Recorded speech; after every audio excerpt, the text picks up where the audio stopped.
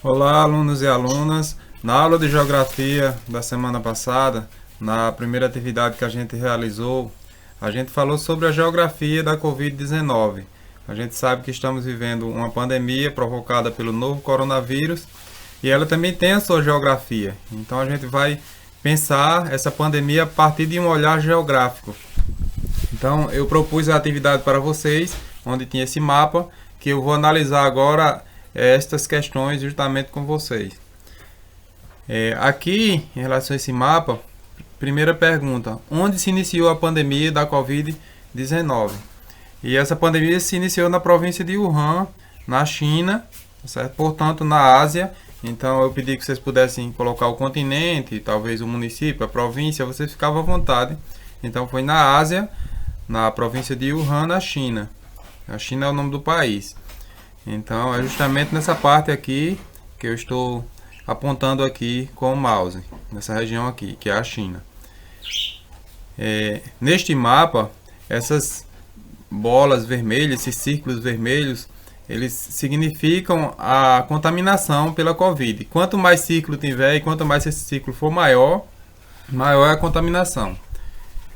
Na questão B, pedia para indicar no mapa o local aproximado de origem. Eu já apontei aqui, que é nessa região aqui, na China. Na questão C, perguntava o seguinte: além do continente de origem da pandemia, que outro continente está bastante afetado pelo novo coronavírus no dia 13 de março de 2020? Que este mapa é do dia 13 de março, tá? A pandemia do dia 13 de março, pouco antes das aulas serem paralisadas aqui no nosso estado. Então, que outro continente além do continente de origem? A origem foi na Ásia, aqui onde eu estou apontando. E que outro continente também foi afetado? Então a gente tem essa região aqui que a gente percebe que tem muitos círculos vermelhos. Que continente é este? Então, este continente é justamente a Europa. Então, a Europa foi outro continente que estava bastante afetado neste período. Que fator você acha que pode ter contribuído para que este continente fosse atingido? Então, com esta pergunta, eu queria que vocês tivessem um olhar geográfico para a disseminação do coronavírus. Então, um dos fatores que são primordiais para que esta doença saia daqui e chegue até aqui, tá certo? Como é que ela sai da Ásia e chega até a Europa? Então, de alguma forma ela deve sair. Então, justamente através dos fluxos de pessoas, das viagens internacionais, tá? Transporte de pessoas e mercadorias entre essas regiões. Então, só por causa desses fluxos. Senão, como é que esse vírus iria sair daqui e chegar aqui tão rápido? Então, a gente fez essa primeira observação. Primeiro, vendo os continentes que foram mais afetados neste período. E depois pensando o que é que contribui para esta disseminação. Veja que a Europa é um continente também de primeiro mundo, onde existem muitos turistas, existe também muitos fluxos de mercadorias devido ao comércio, tá certo? Então isto vai justamente aumentar a disseminação do coronavírus. A gente percebe que, por exemplo, a África quase não tem, porque tem um fluxo menor de pessoas também. A gente vê a Rússia aqui, uma região um pouco mais isolada também, não chegou tão rápido, então chegou logo aqui para a Europa. Vamos ver agora este outro mapa aqui. Este mapa é o mapa dos casos. Só que agora é em 24 de julho, tá certo? Então a gente viu aquele mapa de março, então passou abril, maio, junho, julho. Então praticamente 4 meses após este mapa aqui. Como é que estaria a situação da pandemia? Então aqui a gente vê esta legenda, onde tem os casos pelo mundo. Essa parte mais clara é de 1 a 99 casos. E a parte mais escura vai até mais de 1 milhão de casos. Então a gente vai fazer uma análise disso aqui também. Aí as questões eram: quais são os continentes mais afetados? Então a gente percebe que onde está mais escuro é justamente aqui na América, também aqui na Ásia, onde está mais escuro. E onde está mais claro, a gente vê que aqui é a África e a Oceania. A questão B, cite 3 países que ultrapassaram 1 milhão de casos.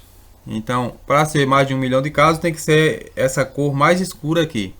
A gente tem esse país aqui, que é o Brasil. Este país aqui, que é os Estados Unidos, com esta parte também que faz parte dos Estados Unidos, que é o Alasca. E este país aqui, que é a Índia. A questão C, qual região do mapa não foi afetada? Temos uma região aqui que não está com nenhuma dessas cores aqui, que é justamente a Groenlândia, e ela não foi afetada porque ela é uma região inóspita, ela fica no Polo Norte, é congelada, então não moram muitas pessoas aqui. Quais são os continentes em que se divide o globo terrestre? Você acha que sempre existiram esses continentes? Então vocês responderam bem os continentes: América, África, Europa, Ásia, Oceania, Antártida não está aparecendo neste mapa, mas também existe. E aí, será que esses continentes sempre existiram?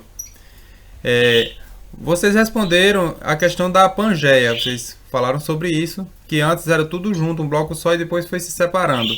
E está correto também, tá certo? Esses continentes nem sempre estiveram neste lugar aqui, depois foi que eles foram se dividindo.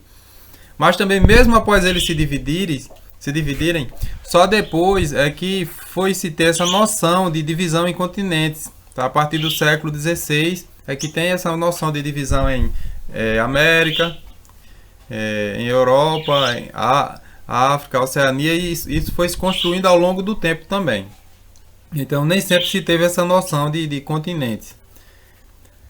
E a última questão, as pessoas dos diferentes continentes sempre estiveram em contato? Então a gente vai pensar o seguinte: antes do século XVI, por exemplo, antes de 1500, as pessoas da Europa se comunicavam aqui com as pessoas da América? A gente lembra da parte histórica que os portugueses chegaram aqui no Brasil em 1500, os espanhóis chegaram aqui na América em 1492, aqui na região da América Central.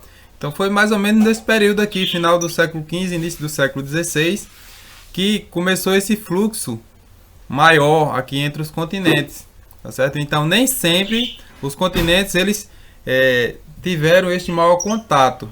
Isso porque realmente era difícil a navegação, não existiam navios, conhecimentos marítimos que pudessem atravessar o oceano, não existia ainda o avião para fazer as viagens internacionais. Então isto é um processo também histórico que foi acontecendo ao longo do tempo. E será que essa quantidade maior de fluxos de pessoas que a gente vive atualmente, ela tem algum impacto sobre a disseminação do coronavírus? Então foi o que a gente estudou logo no primeiro mapa, não é? Que a disseminação ela se dá justamente através das viagens internacionais.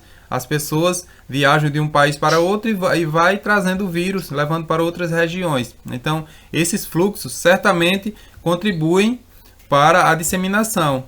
Se fosse um período em que não existissem tanto fluxo de pessoas, certamente esse coronavírus não ia se disseminar para todo o mundo. Tá certo? Então, a gente fica por aqui e até a próxima aula.